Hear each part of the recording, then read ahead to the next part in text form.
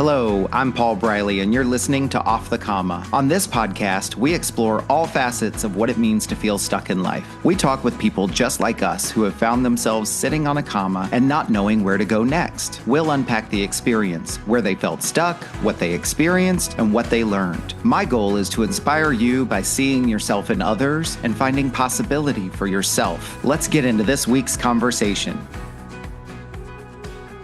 Welcome back to another exciting episode of Off the Comma. I'm very excited to be here again. I can't believe we are, well over 2 years into this and well past 100 episodes now. Very exciting to be able to do this. I know I hear from other people that, this is not common in podcasting circles outside of the mainstream podcasts and so forth. Many kind of homegrown podcasts don't often make it past a handful of episodes. So this is pretty cool that here we are. And it's also a testament, I think, to the power of storytelling and the power of listening. This week is going to be no exception. As with many weeks that we have episodes, John Comerford is our guest this week. He and I have not met before, so this is going to be our opportunity, probably more so for me, to get to know him for the first time, to learn a little bit about him through his story today, as all of us will be. And I'm looking forward to meeting someone new and kind of adding them to my circle of influence. I'm very fortunate to be able to do this. And then the other thing I'm excited about too is my vision for the podcast was always that we would be able to talk to people from around the world. And John is no exception. Many of you know I'm coming from the United States. John is joining us from Australia today. And that's as much as I'm going to say because I'm rambling. So I'm going to turn it over to you, John, and let you kind of kick us off, introduce yourself. Why don't you do what we always do with our guests? Why don't you start by telling us how would you like to be known? And then what else would you like for us to know about you? Sure. And thanks for having me. I really appreciate that. And hello to everyone.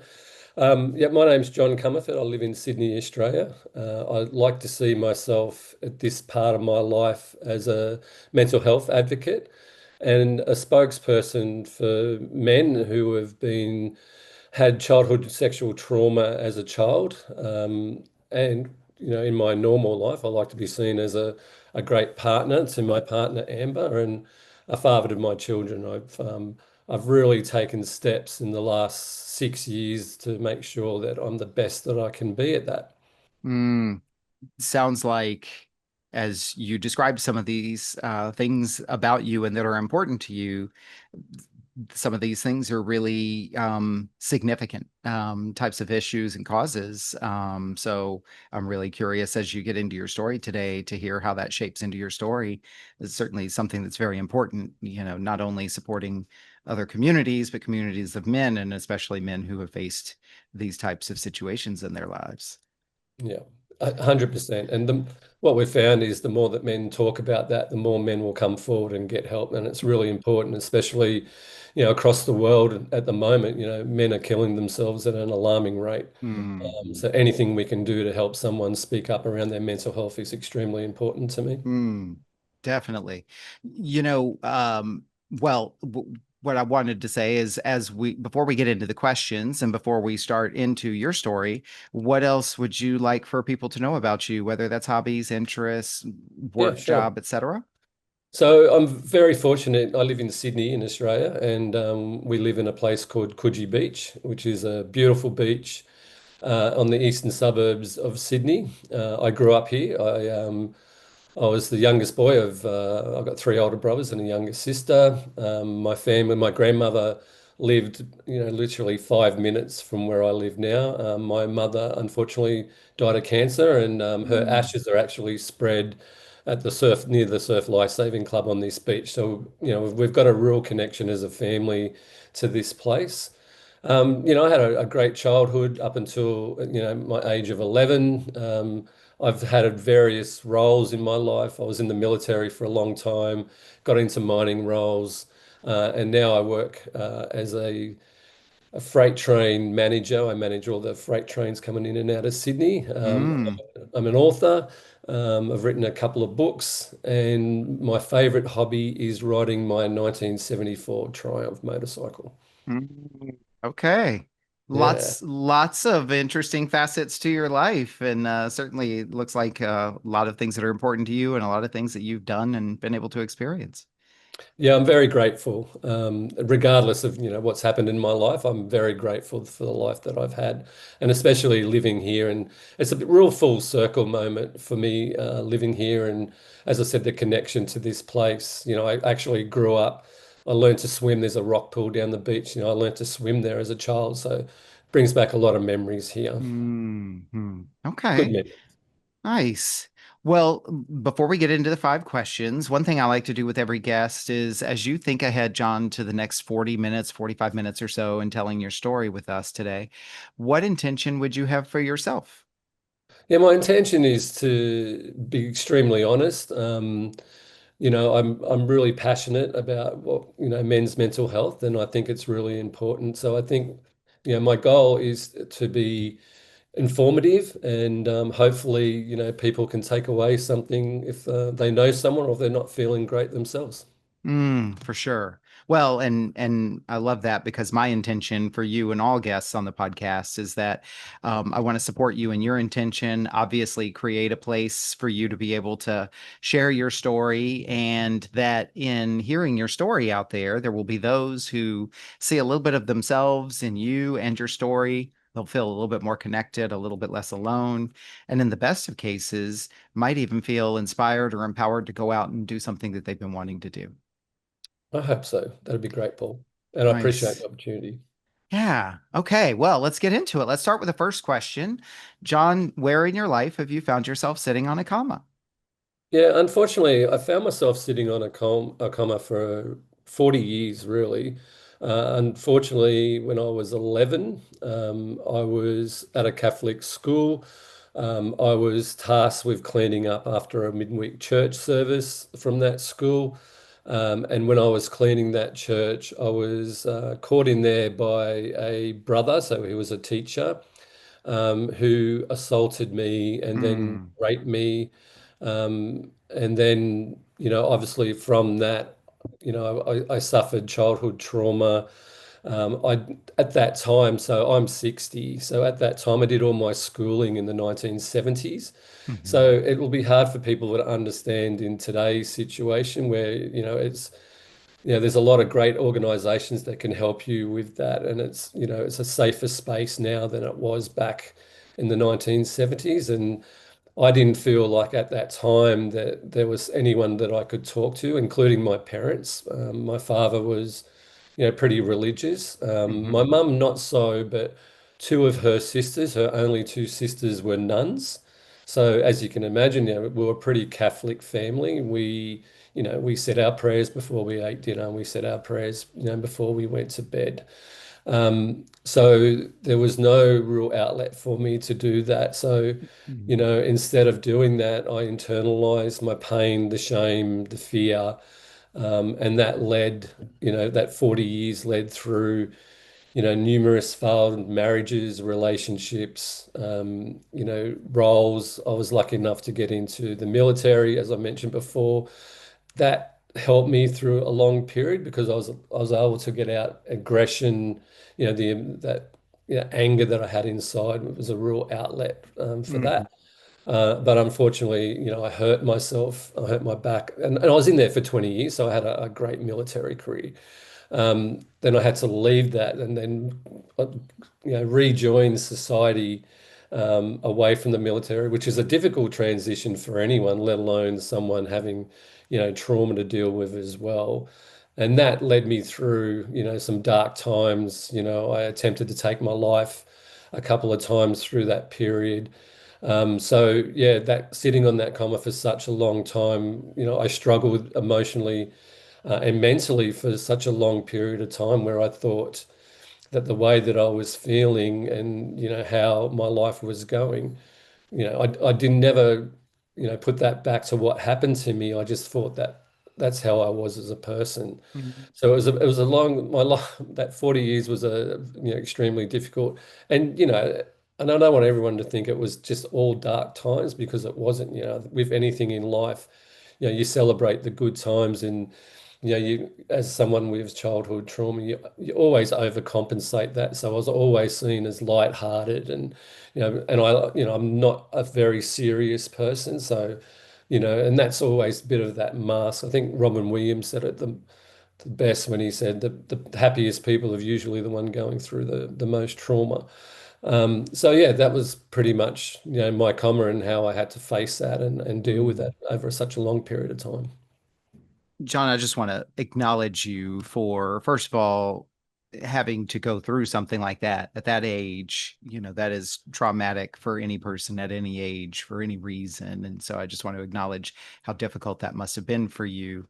And as you certainly shared with us, to also be in an environment where you don't feel like you can turn to the people you rely on most to even process that kind of trauma. And so, I mean, that's a lot to carry for all those years, as you've certainly described. Yeah, thank you, Paul. I appreciate that. Yeah, and it was. And there's little spots along the way where I probably had opportunities to talk about it. As I mentioned before, my mum passed away with cancer, and I remember laying with her in the hospital, and she actually asked me about it then. What Mm, happened to you when you were 11? Um, but for me, it wasn't the time. My mum hmm was dealing with her own, immortality, facing that. So I didn't feel like that was the right time.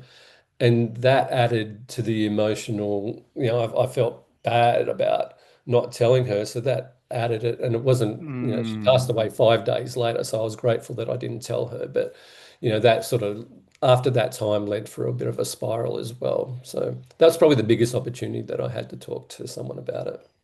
Well, and a question or two, and then before I get there, I want to acknowledge, I mean, it's interesting that she said what happened to you when you were 11. Clearly, she was aware that something had happened, or she could notice the difference, or they knew something had happened, and maybe you just never really explained what Yeah. what would you say there? That's Yeah. interesting. And that's a good question. And when she said that, I actually asked my mum, I said, nothing, I said, nothing happened, but why didn't you ask me then?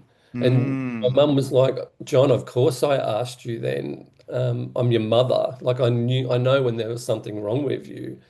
But you always said there was nothing wrong. And it was funny because I don't remember her asking. And mm, you probably the mental state that I was in, it was probably just well, probably was not the right word. It was just deflection.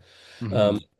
I remember my grandmother asking me one day what was wrong with me, and I made up this story about how I slipped at school and hit my head, and that, just before the weekend we saw her, just to deflect it away. And that's what happens when people have trauma. They don't want to face that trauma, so everything's sort of deflected away from it, and you internalize everything till you get to the point where your brain and your emotional state is just not going to tolerate that anymore. Yeah, we hear a lot or we see it on TV. And I think a lot of times this comes up when discussing rape, particularly with women, and how having to file the complaint or having to go to court about it, you're having to relive it over and over and over again. Yeah, and that's true. And when I first spoke about that, um, I remember just that outpouring of emotion for speaking about it for the very first time. I Mm, remember my doctor said to me, "Who are you seeing about this?" And I looked at the doctor and I said, "You're the very first person I've ever spoken to this about." And then just that, outpouring of emotion, the mhm. grief, the shame, the guilt, just poured out. And it felt like a day, to be honest, but it was probably, Mm. was it 10, 12 minutes? But I remember that outpouring of emotion, and yeah, it was a good day. It was a good day to finally get that off my chest. It sounds like it. And actually you kind of answered a question that I was holding on to, which was, you said this happened, you kind of had to put it all down, and then eventually you go into the military. This conversation with your doctor, when was that? How many years had gone by that you had not really been able to share this with anyone? Yeah, it was been 40 years had gone past. It was And 40 years. yeah, it was 40 years. Okay. And the reason that that came up, Paul, was because the day before that, I went out, I was planning to take my own life. Mm, And I'd set up something that I was going to do. And my children at the time, I have twins, they were 8. And my son rang me, and he had my daughter with him on the phone. And I was separated from my third wife. And they were getting awards the next day, and they rang to ask me to come. And I was sitting out somewhere, contemplating. Well, I wasn't contemplating; I was going to do it. mm, And I had a real light bulb moment, and I'm grateful for it, wherever it came from. Was I would take away my own pain, but then I realized that that pain would be passed on to my children. And, as much as I hated myself, I loved my children, and I didn't want to pass that pain on. I didn't want to, I wanted to sort of end that generational mental health. I didn't want to pass that on to my children. And, mm, that I made a promise to myself, then I would finally go and get the help that I needed, so they wouldn't have to, have their own stuff. And I just didn't want them to think that they weren't good enough for me to live, because they mm, were. mm. That in and of itself is heavy. I mean, you've Yeah. carried this trauma, it has built up to the point now where you kind of really can't carry it anymore, and you've decided to pursue a certain path, right, of ending your own life, but yet now you're thinking about the impact on your own children, the next generation. That's a lot to carry, but it sounds like that was a pivotal, excuse me, moment because of the fact that it changed your trajectory. Is that what you were about to say, I think? Yeah, 100%. And it was, as I said, it's a real light bulb moment, because it's not like I'd never thought about it before. Unfortunately, suffering mental health for such a long time, pretty much every day after I got out of the military, I battled my mental health. It was a battle. Um, Mm, some days I just lay in my bed, and, I've just felt like I was sinking down and down into this, pit of darkness, and, looking up and see the light. And I never realized rock bottom had a basement, when I thought that I'd got to as low as I could get. I just kept getting lower and lower. So that mm, mental health battle, was constant.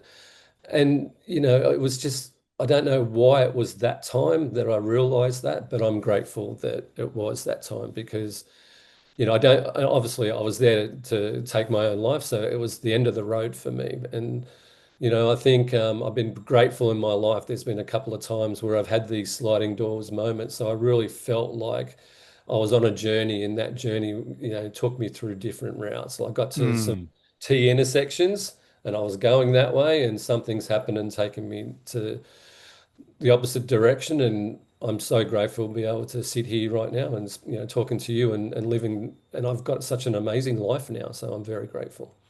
It's amazing, and it's amazing that you were able to come to that place where you could have the pivot, you could turn and kind of go in another direction. As you said, the kind of the realization came to you, the opportunity came to you. There's certainly plenty of people that don't have that opportunity, but thank goodness you did. And I think before I go to the second of the five questions, one thing I'm kind of curious about, and I want to be careful how I ask this question because I don't want to romanticize or imply that I'm trying to romanticize what you were experiencing. So I'm going to frame this question a certain way and then let you do what you want to with it so that it fits your story. And that Sure. is, as you went through those 40 years of holding this trauma in secret, this terrible thing that had been inflicted upon you in secret, and then like holding onto it up to the point of considering and planning ending your own life, what were the feelings and emotions that were most significant? And here's the part that I want to clarify, that you would look back on today and say, man, those are the red flags. Like that's the fact that I was feeling them probably is what indicated I needed to look for help. Yeah, I think the major one that I've constantly had in my life since, the trauma happened at 11 is anger. Mm, I was very short-tempered. You carry that shame and guilt. I was withdrawn. I withdrew from, my friends, my life, my schooling dropped. I was very sporty, like we're very sporty, as you guys are. We're very sporty here in Australia. I stopped playing sport. I stopped hanging out with my friends. Mm. So, I think they're the biggest ones.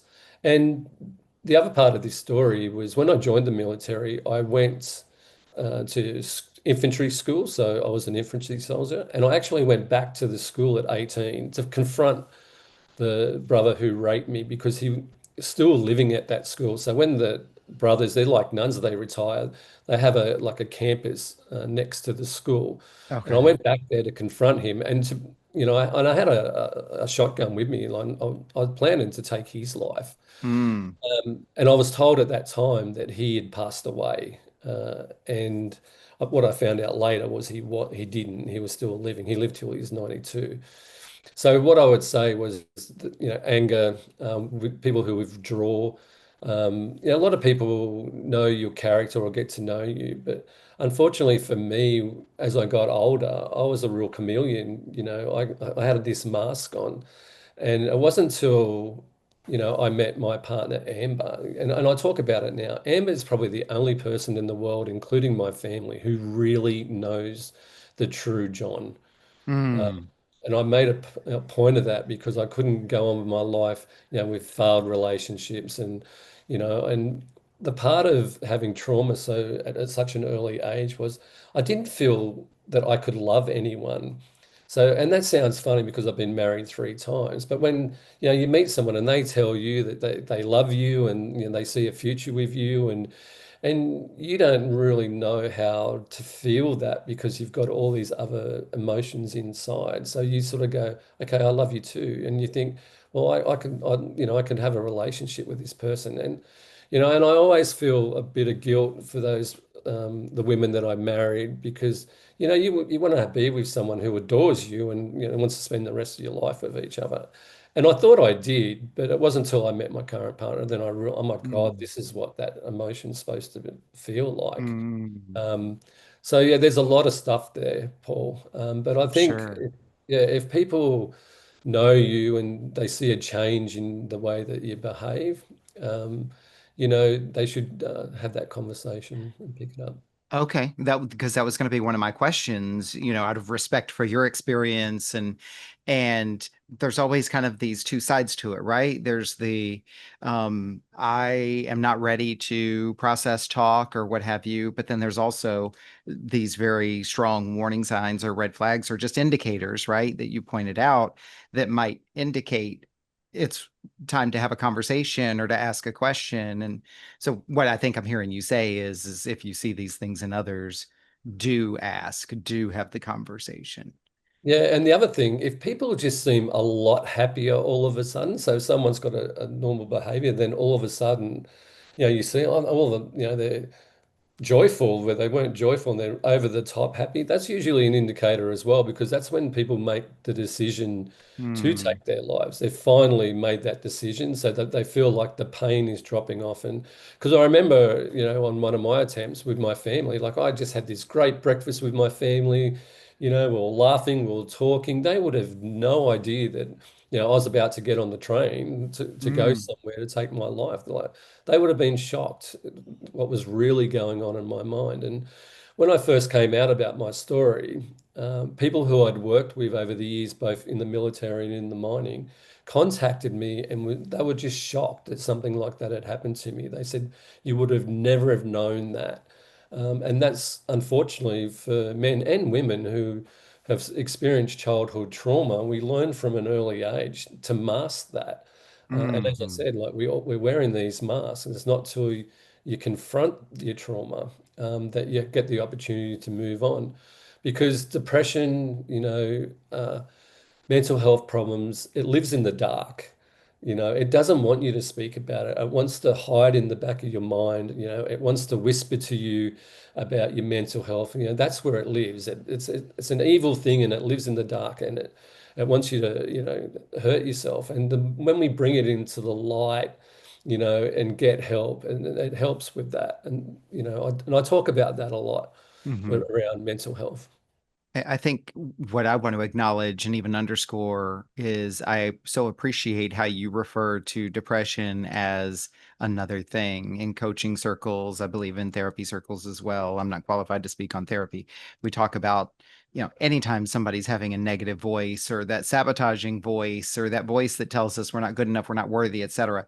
That's not inherently you being wrong and bad. Like that is literally just another belief, another thing outside of you that's influencing you. And so I really appreciate how you characterize depression as a thing that lives in the dark, a thing that talks to you in a certain way, because it's not about you being inherently bad, is it?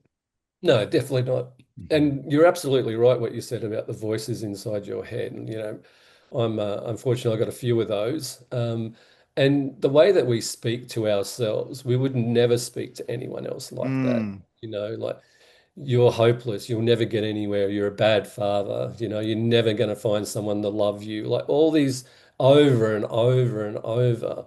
Who do you think you are? Like you're that little kid, like like it's horrible the way that I used to speak to myself. mm, And that's one of the things that I learned and I talk about. I didn't even like myself. Like as I mentioned at the start, like I hated myself for all the things that I went through in life and hid. Like you're fake. Your life isn't even real. You're a facade. Like all this sort of stuff. And once I started dealing with that, I remember one day, I was doing something. I went, oh, I actually like this version of John, to the mm, point now where I'm like, I actually love what I'm doing. And I love my life. And I never thought that I would ever be in this point, at my life where I love my life so much. My life is so good.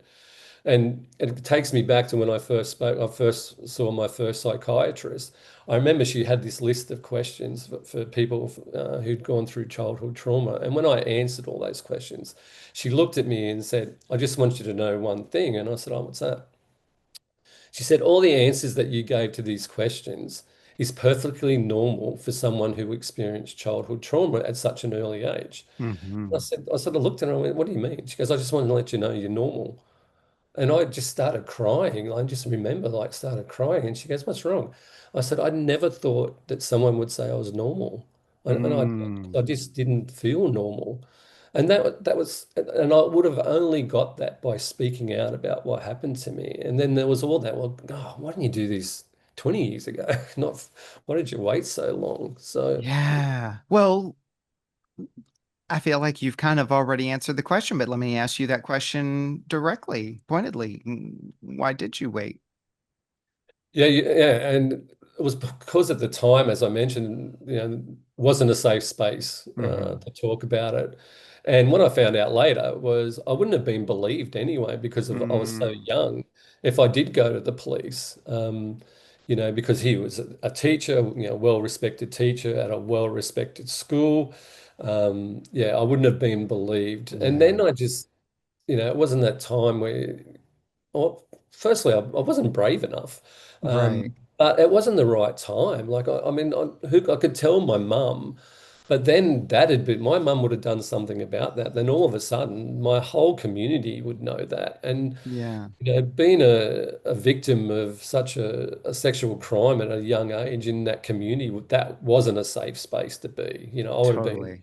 picked Well, on, ridiculed, and that was an era too where, we're only learning in hindsight that this was much more ubiquitous in that community and it wasn't talked about then. Now it's not as big of a surprise, right? But back then that was kind of taboo. I think maybe the question I was curious about, and this isn't to put you on the defensive or make you defend or justify yourself, but you held on to it for 40 years and you made the comment earlier, like, why didn't I say something 20 years sooner? Like, you kind of already sort of shared with us, but is there anything more you would say or anything that you might suggest to somebody else who's carrying this burden as well to split the Yeah. difference between 0 and 40 years? Yeah. And I think especially 16, so it's been 16 years since my mum died. Mm, And I did a lot of stuff around mental health when my mum passed. And I used my mum as the reason why I struggled with my mental health, which was half true because, my mum questioned about what happened to me. And I Hmm. thought about it a lot at that time period, like now's the time to get help. But unfortunately, the partner that I had at that time wasn't the right partner to be with to get that help. Um, Hmm. and then, eventually, it'll be a few years after that when I did come out, there was things said about it that made, which, I really questioned about coming out then. So, Hmm. you have to have the right person to talk to. And what I'd say was, if my mum lived on, didn't get cancer and lived on, I definitely believe that I would have spoken to her. Hmm. But there was no one. I mean, I've got four siblings, right? But three brothers and a sister. I could have spoken to my sister, and I talk about in my book about a conversation that I had with my sister when she found out about what happened to me and the attempts of my life. So I probably could have spoken to her, but I think now, if if anything we found out in Australia is, we had a royal commission into childhood assaults in institutions, is that was probably the time to come out because it was in the news here. We had a Hmm. Cardinal Pell who was in the news for sexual abuse of boys, and that was around probably 12 months after I came out. So there was enough in the media for people to say, wow, look how widespread this is. Hmm. And it's a bit, I don't know, this is sort of a bit before the Me Too movement, but a lot of men came forward at that time and said, look, Yeah. yeah, this happened to me as well. And I did a newspaper article, and literally, I made a decision this one week that I went and got help, spoke to the doctor. I and then I met a reporter doing mental health talks, and she actually asked me, "What happened to you when you talk about your mental health?" Well, I just feel like there's something else there. Mm. And I told her, and I said, "Oh, okay, I'll tell you, but I can't take it back." And then she moved to Sydney. I was in a remote mining town. And she rang me about a month later and she found an article on on the teacher. And what she found was that he was working at another school, doing the exact same thing there. Mm. They found out and they moved him to my school. And that lit a fuse, Paul. Like, I Oh. just can't describe how that affected me when I found that out. And then Hmm. 2 weeks later, I was on my way to Sydney to do a newspaper article about it. And before I was getting on the plane to go there, I had to ring my father and say, "Hey, Dad, I've got some stuff to tell you. This happened at 11 at school. I'm on my way to Sydney right now to do a newspaper article, and it's going to be in the Sunday papers." And that story was picked up by every major newspaper in Australia for that day. Um, Hmm. and then all of a sudden, I went from not even telling anyone to a month later having that article across Australia with my picture on the front of the paper. And and when I remember that Sunday, I don't even know why I didn't really think about where that story will be. And I got on the train to go somewhere, and then there was people reading that paper and with my picture, on the front of that newspaper. And then over the next month or so, all these other boys started coming forward. So, and at the moment, well, from then and now, like there's been over 100 boys from my school had come forward and say that the same thing had happened to them at the school. Wow. So, so, when I look back and think, you're right, I held on to this for 40 years, but the moment I spoke out about it, I stood Hmm. up on a soapbox and said, this is Mm. enough. What's going on that teachers could be moved around. And I know the same thing happened a lot in America as well with priests. So yeah, and I But became I think to employed. acknowledge you, though, I mean, two acknowledgments for you. One, I continue to hear that, you finally told the story when you felt like it was safe to tell the story, like to different degrees and for different reasons. It just, the time was never right and never quite felt quite safe enough. And yet, when you did do it, as you said, then I basically kind of came out with a vengeance on this, shared it with a lot of platforms or with a wide audience. And then the effect of that has been powerful, and yet you were never obligated to do that. So I think that's something also to acknowledge you for is, you took that on, even though you could have easily been complete after just, talking with your therapist about it. Yeah, and Thank you, Paul. And the other thing, and I've never said this before either. There was a lot of, I felt like I was catching up on the guilt of not talking about it. Mm, So I had this rule. Well, when I found that out, then I had the thought in my head, well, if I would have said something back when I was 11, maybe it would have stopped the stuff that happened to everyone else. So there was a lot of guilt associated with mm, that as well. And to have all these, and I knew a lot of the people who came. I mean, imagine living in your suburb and that hmm school's in your suburb. I mean, you knew everyone.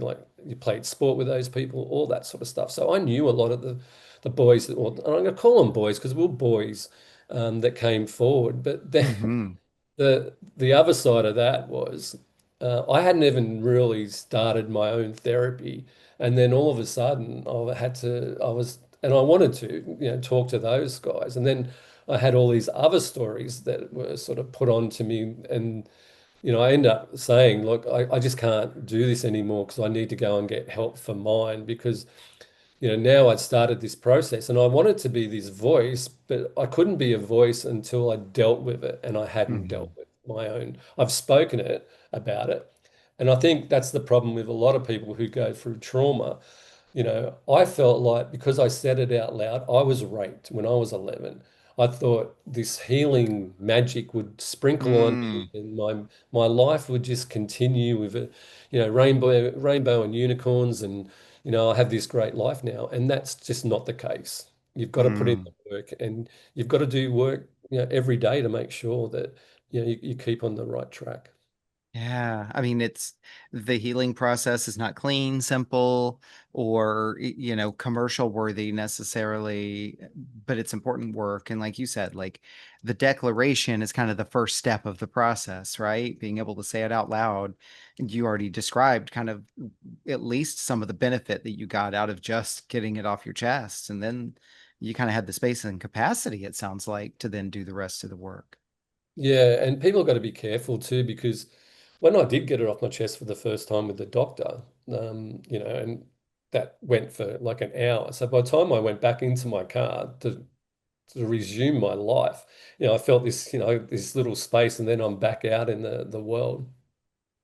I actually sat in my car and I got really anxious, and the anxiety was around, oh my God, someone else knows what's happened to me. Mm, It's not a secret. And yes, I got this, relief about telling someone, but what's going to happen now? And it's trying to, and in my head, I'm like, this is not 1970, this is the mm, 2010s. Like, it's a different world. You'll be okay. And what I found was, then I went on and spoke to my siblings. So I talked to a sibling, I'd still cry and, sibling, cry, cry, cry, cry, cry. And then I got to the point where, I told someone and I didn't cry. And I'm thinking, mm, oh, this is a real, this is a step, like this is a marker.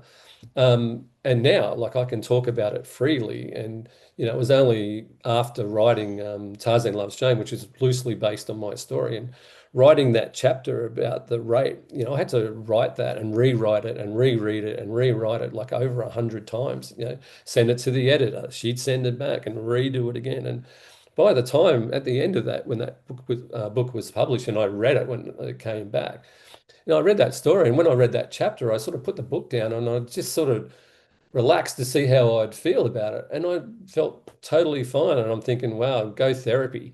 Look how mm, far that you've mm. come, right? Ooh, and it seems like also the power of release and the not holding things in and so forth.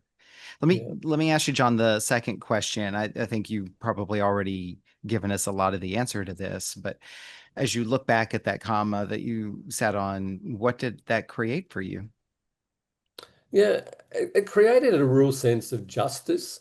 And I think that's why I went into the military and, even my roles after the military, I was in, roles where I thought I was doing, things to help people. So I was in iron ore mining for a long time. And, the company I work for, BHP, is a massive company and a lot of people's superannuation and all that is tied up in this company. And I always felt like I enjoyed working for a company where I know I'm helping, other Australians with their super or people who invest in that.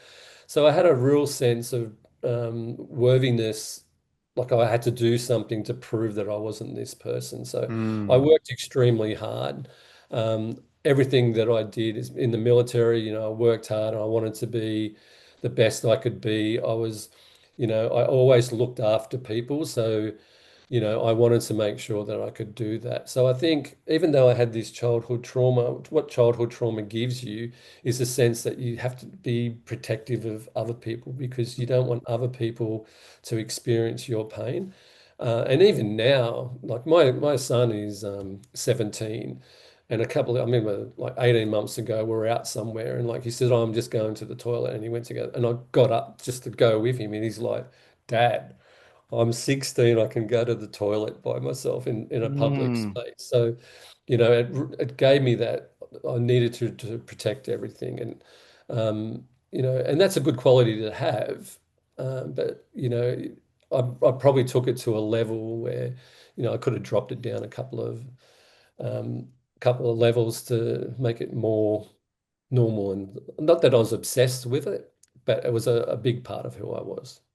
And yet, I'm inclined to say only you can say, right? Because no one else, anyone else who hasn't been through something like what you went through, it can't comment on or critique the level of how much you felt the need to be that protector.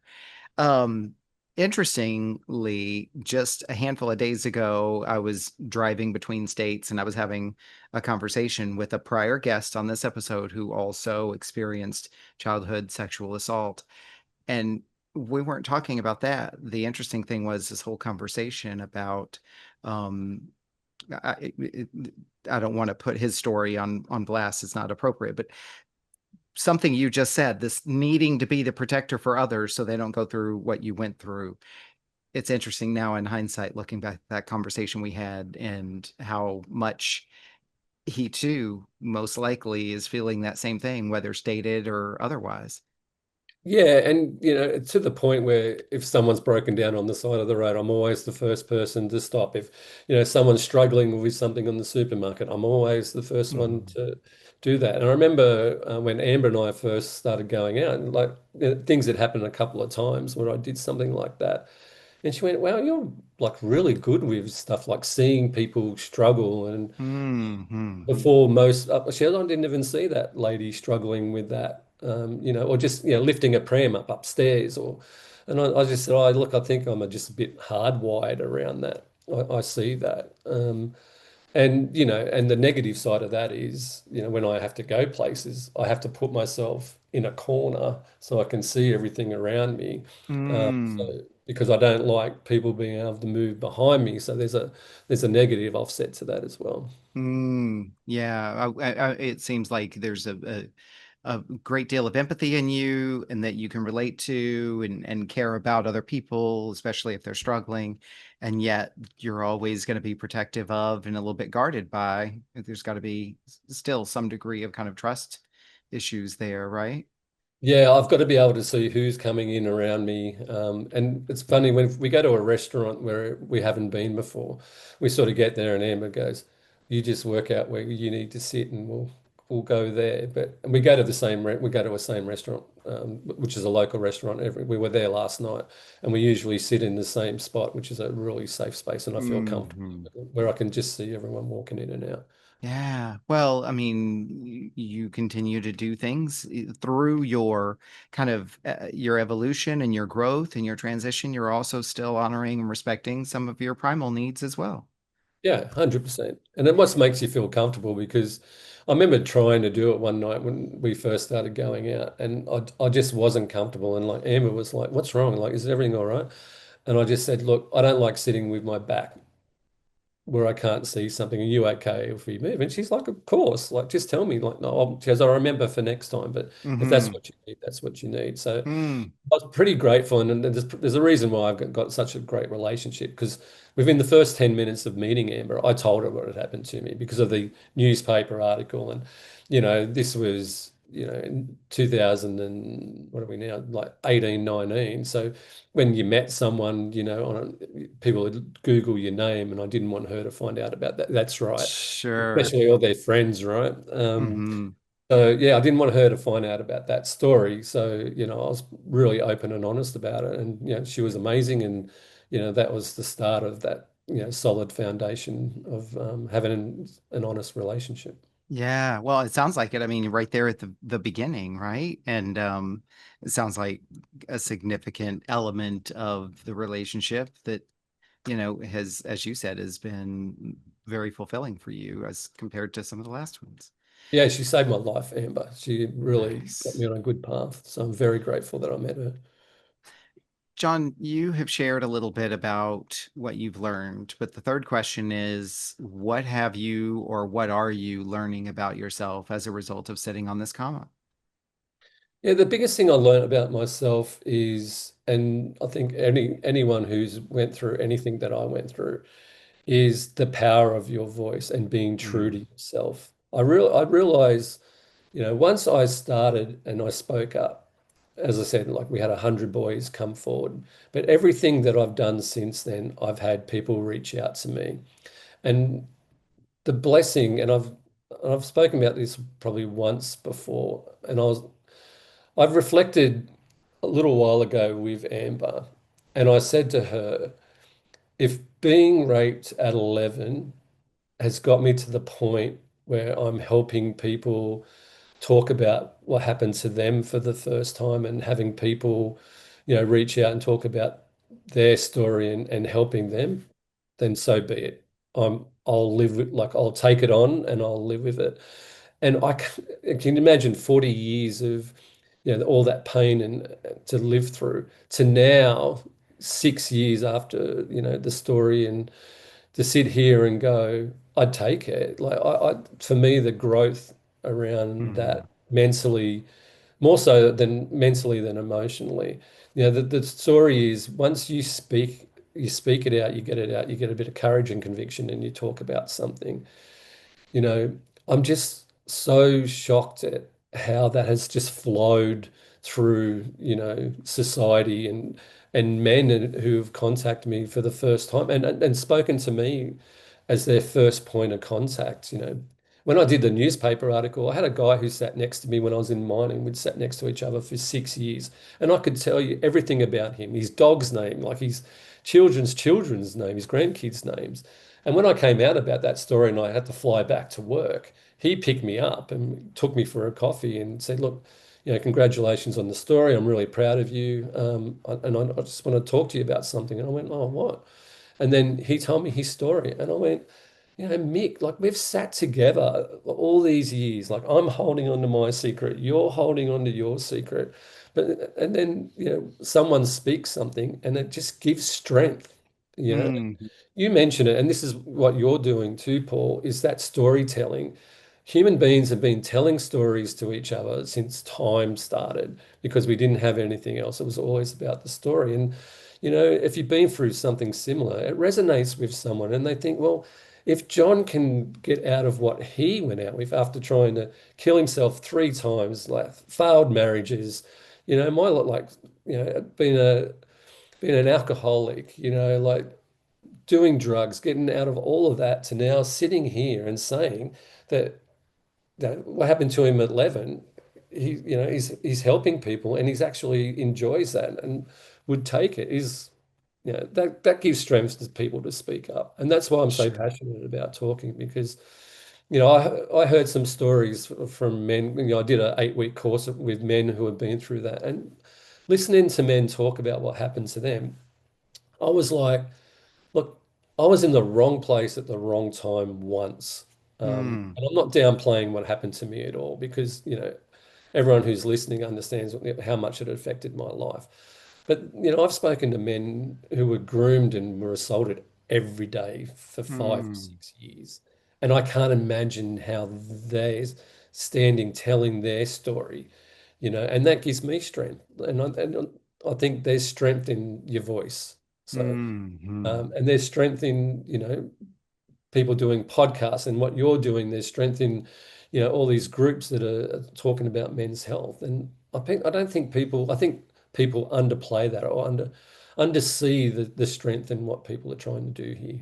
Absolutely. And this is a whole kind of thing that's coming up now as people are starting to see the effects of, kind of separate from your situation where you kind of held onto your story out of sense of safety or not feeling safe, but how many other places in the world, whether it's men, women, anyone, the the negative effects of having your voice silenced and not being able to express yourself or being forced to conform to, made up norms that are just the harmful effects of being forced to be silent, right? Yeah, and Yeah. unfortunately, I don't think, society, we haven't really learned. Mm, And I think it's a problem from my generation, right? Because my generation thinks, well, we were told to shut up and not talk about things, and just deal with it. But, as we've progressed as a civilization, we want people to be the true selves, and we mhm, support that because if people aren't being their true selves, then they are doing all this other stuff. They're being harmful to themselves. They're not being good people. They're being mm, aggressive, and they're taking that out against other people. And the one thing that I'm really grateful for in 2025 is you can be who you want to be. And yes, there'll be people who won't like it, but there's a lot of people that will support you and that you can celebrate that with. And I think that's amazing. absolutely. And to hell with those who don't like it, right? Exactly. Exactly. It's crazy. You gave us a great segue into the fourth question, which is what has changed for you as a result of sitting on this comma, or what is changing? Yeah, so what's changed for me is appreciation of life. I see the good in most things that I do. I'm still a really bad driver. Um, Mm, but I'm grateful. What I learned is I learned to be grateful. And Amber and I, we do this, and I've got a five core things that I have to do every day for my mental health. I get up early, so I'm up before sunrise, and as I said, I live on a beach, so sunrise here is amazing. I mm, go for a walk. There's a really beautiful walk along, the coast, and at the moment, like yesterday, there's a heap of dolphins out. We're just at the end of the whale season, so there's humpback whales there most mornings. I come back, I have a swim, so I'm in the ocean. I do affirmations, and which I've got to stop laughing when I say I do affirmations because it's probably mm, the one thing in my life I never thought that I would do. I ground myself on the sand. I go to the same coffee shop. There's the same group of people there every morning. We've got this little community. We've all become friends. And so I have that socialization, and then I get out on my day. And when we're in the water, and like Amber and I look at each other and go, how lucky are we? mm, How lucky am I to have this life, and be able to do that? Because, a lot of people can't do that. And so the answer to that is I've learned to be grateful for my life instead of hating my life, like instead of hating who I am and what happened to me. Now, I'm very grateful. Every morning, I tell myself as part of my affirmations, I am so happy to be here. Thank you. And I put it out there, and I say thank you. Yeah, just thank you for allowing me to have this life. And yeah, that's the biggest difference for me. mm. And and it always puts me in a good spot. Sorry, it always puts me in a good spot to start the rest of my day. All I was going to say is that sounds really, really powerful, and just what a pivot from where you were, in years past, and the kind of the crucible that you've come through to find yourself here. I mean, it's such a powerful story. Yeah, and the affirmation thing. I remember a psychiatrist that I had. She said, "Okay, I want to. Have you heard about affirmations?" And I'm like, "No." And she said, "Okay, this is affirmations." And I just looked at her and said, "Yeah, I'm not going to do that." And she's like, "Why?" And I said, "I'm just not that person. Like, I'm just not that airy fairy. Oh, yeah, this is going to be peace to earth." And she said, "Just do me a favor. Just try it. Do it every morning for a week. And if you don't like it Hmm. after a week, then we'll talk about something else." And I'm like, right. She goes, "John, please just promise me you'll try it." And I'm like, "Okay, Hmm. I'll try it. I'll give it a try." And I couldn't believe, after a week, I couldn't believe how good I felt. And, I didn't change anything else. And now, like, I do it every day and I love it. Like, I just can't Hmm. believe how powerful it is. And it is powerful, and it doesn't have to, that's just it. It's like it doesn't have to be the way we see certain types of influencers do it on social media or something. Like you don't have to have atmospheric music and sitting in a lotus position on the beach, Under a like pyramid. it's yeah, exactly. It's just use the words in your voice, right? Use it while you're driving, use it while you're washing dishes, or make a ritual out of it. It's just so like you can do it in so many different ways, Yeah, I right? just do 4 lines, and Yeah. yeah, that's enough for me. Nice. John, last of the five questions, what does getting off the comma look like for you? Getting off the comma for me was being honest about my life and sharing my Mm, life with someone that I could trust. And for me, that person was Amber. And I said, at the start that, we had this instant connection. We found out that our families knew each other as mm, well. So that was, once you sort of know your families sort of know each other, and then you ring and say, well, what's her family like? Oh, yeah, they're great people, like normal people. And then, we started on a relationship. But unfortunately for me, because I hadn't really dealt with my trauma, I self-sabotaged. I tried to mm, self-sabotage that relationship to the point where Amber sat me down and said, look, you know, I love you and I know you love me. And there's something really special here. If do you agree? And I said, of course I agree. Then she said, then why are you self-sabotaging this? Like, why are you behaving like this? Is it because of what happened to you? And I said, yeah. And she said, well, you think you've told me that you've had enough therapy and you feel okay about it, but you obviously haven't. And I need you to go and get therapy because you're hurting me now. So mm, you not doing this is hurting me. And it's hurting your children. Like you're not present, you're not being that person. So I want you to go and think about it, what you want to do, because if you don't want to get help, then this is not going to work. And I want to be mm, honest about that. So I said, no, look, of course I wanted to do this and get help. And that night I, did some research, people who were around here locally, because most of the people I dealt with were in Western Australia. And I found narrative therapy. And I read about narrative therapy, which is about writing a story and in changing different mm, things about what happened to you. And it really resonated with me. And I thought, this is what I'm going to do. So I made an appointment, went and saw the therapist and started narrative therapy. And I, I, I just felt like narrative therapy was designed for me. mm, And I started writing my stories and sending my stories to her. And she said to me, I enjoy reading, like, obviously, this is my job. People write stories and give them to me. She goes, I really enjoy your stories. You should think about doing a writing course. And I was like, really? And she's like, yep. So I did a writing course and then, worked it all out. Amber could see the change in me straight away. And she said, definitely keep writing. And then one day I was at the beach with her and I said to Amber, I think I want to write about what happened to me. Um, but I don't want it to be this memoir about, this is John, he had this life. I said, I'm going to turn it into this dark romantic comedy. And I said, I'm going to write about us and I'm going to write mm, about our story and put it all, entwine it all. And I said, I'm going to dedicate the book to you. And for the next 3 years, like I started, because I worked full time, I started writing Tarzan Loves Jane and I wrote it right here.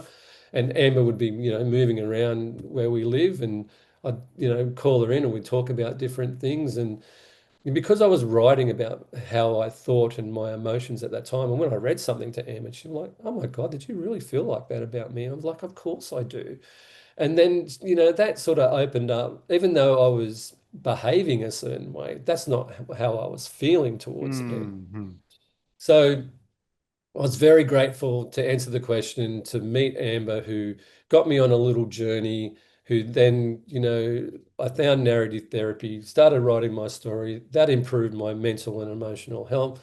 And then I realized, writing that story that I wasn't the best partner for Amber. And that sort of really disappointed me because, as I said, 3 failed marriages. And I want to be known as a staunch partner, like someone that they can rely on. I'll always be here, if they need me. I want to be able to, Amber to say to her friends, oh my God, my relationship with John is amazing.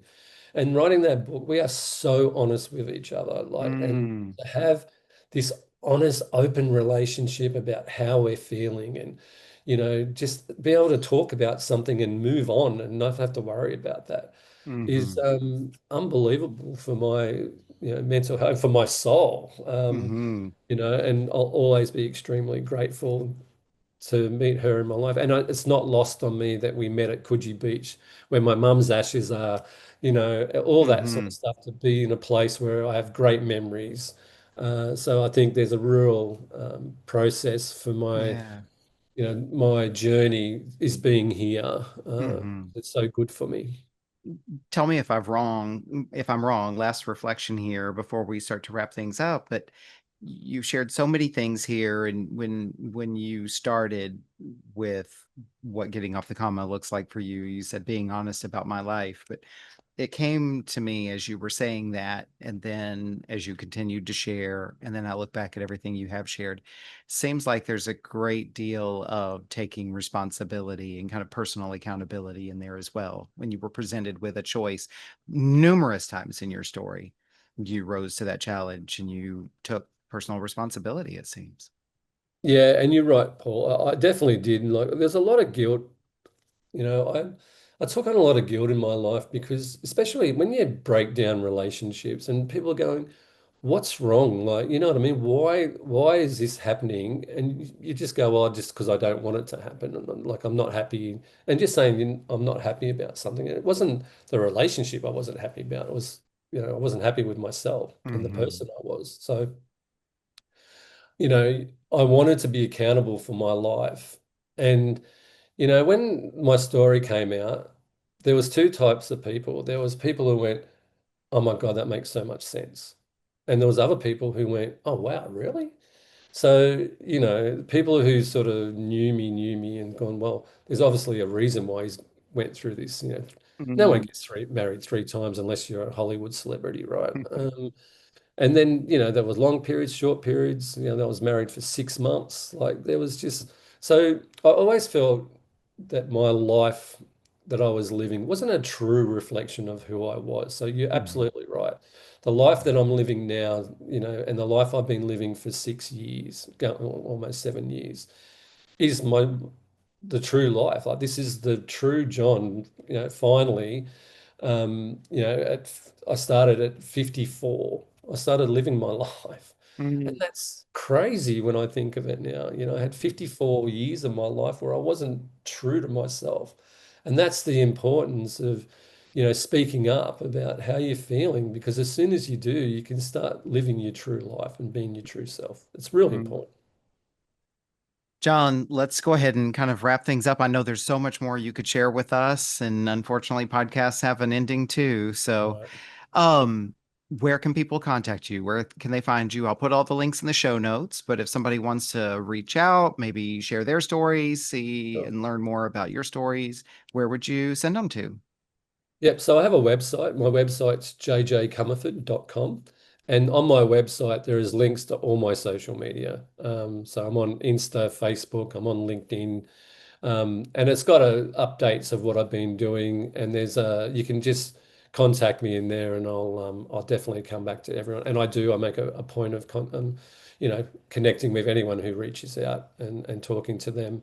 It's really important to me. But you'll find me there, and that'll give you links to everything. Give you links to the books as well. Okay, great. One last thing, John, before we close out today, there's a section we do at the end of every episode called acknowledgments. And since this podcast is all about giving people an opportunity to share their stories, lifting up voices, your story really wouldn't be complete if we didn't give you an opportunity to acknowledge people who matter to you. And so this is an opportunity to boost or give a voice to or lift up others who matter. That can be causes or organizations or other creators or even just important people in your life. Who would you like to acknowledge today? Yeah, thank you. And I mean, obviously, I'd like to acknowledge Amber from all the reasons that I just spoke about. And my children. My children were a real defining moment in getting me on the right path. And, when I reflect on those times, there was, as I said, the two roads to go to. So, and family, that's my family were very supportive when I came out about this, and which I needed. So, um, organization wise, there's an organization in Australia called SAMSON, Survivors and Mates Support Network, which are amazing non-for-profit organisation. They're the only non-for-profit that help men dealing with their childhood sexual trauma. They do amazing work around that. And there's a podcast that I listen to. They're called Average Joes. They're just a group of guys who talk about, different topics every day, but they do great work in the community. They feed homeless. They have men's groups, but they're not the men's group where you just rock up and talk. There's agendas and they have topics. It's Mhm. all about building yourself to be a better person and a better man, a better father, a better husband. So they're the two organizations that I call out. But Okay.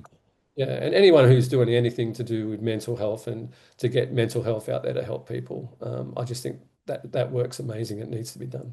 Wonderful. We'll be sure to include those acknowledgments in the show notes and the links to those two organizations as well. So, Thank you so much. John, thank you again for sharing your story with us. I know this is not, even though you have been sharing this story and certainly now you're kind of in a different place in your life. I know it's probably not an easy story to tell and, so much value that all of us listening can take out of your experience and the things that you learned from your own experience as well. So I just want No, to thank thank you, you. Paul. No, and I want to thank you as well because I've spoken about things today that I have never spoken about before. So, Mm, yeah, great questions, and yeah, I was even surprised myself that I hadn't spoken about that before. So, thank you, and mm. thank you for having me, and thank you for what you're doing. It's great that you're talking to people about, and I love the comma. I think that's amazing. Mm, thank you very much. It's very important and very meaningful to me, and so I hope it comes through in the conversations that we have. So thank you for that acknowledgement as well. So No, you're welcome. have a wonderful weekend ahead, and Yeah, we you will certainly too. follow your progress. And I will look forward to talking to you more off the mic. Thanks, Paul. Appreciate it. Thanks, everyone. What an honor it is for me to hear and share these powerful stories. I hope you feel the same way. Think about what you learned from this conversation. I encourage you to write it down in some form of journaling or reflection because surprises can reveal themselves to you when you write your thoughts down. If you were moved by today's conversation, pass it along to someone you care about. And if you do discover something you'd like to unpack further, book a call with me and let's talk about it. My links are in the show notes. Be sure to like this episode and follow the podcast here on this platform and all social media at Off the Comma. Feel free to interact and comment. Thank you for listening to this episode of Off the Comma. As always, keep noticing and keep listening.